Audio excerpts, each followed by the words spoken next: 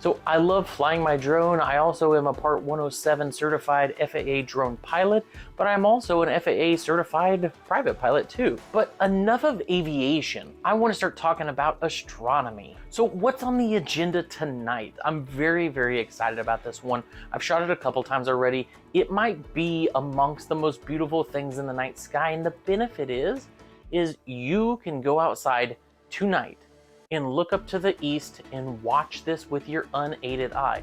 Now, if you have binoculars or something like that, it's of course going to help, but you don't need them. You can see it with your naked eye. Now, if you're blind like I am, it's kind of just a blue blob, right? You're not going to see a ton of detail. Let's start talking about it, right? M45, the Pleiades. So the Pleiades star cluster is also known as the Seven Sisters, and as I just mentioned, it's called M45 or Messier 45, and it's kind of a conspicuous object in the night sky with a prominent place in ancient mythology.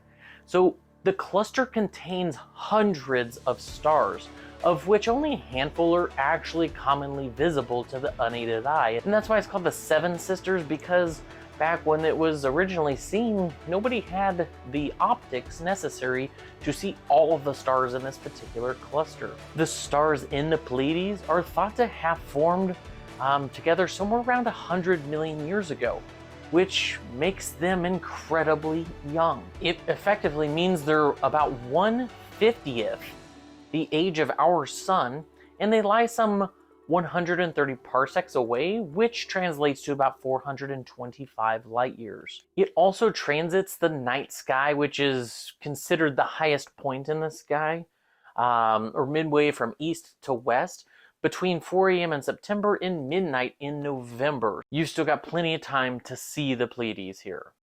So the Pleiades is actually a group of more than 800 total stars. Then again, it's in the constellation of Taurus. So most sky watchers are pretty familiar with this particular target, which you can see with a small telescope and a big telescope. And it looks something like a smaller, hazier version of the Big Dipper, essentially, in the night sky.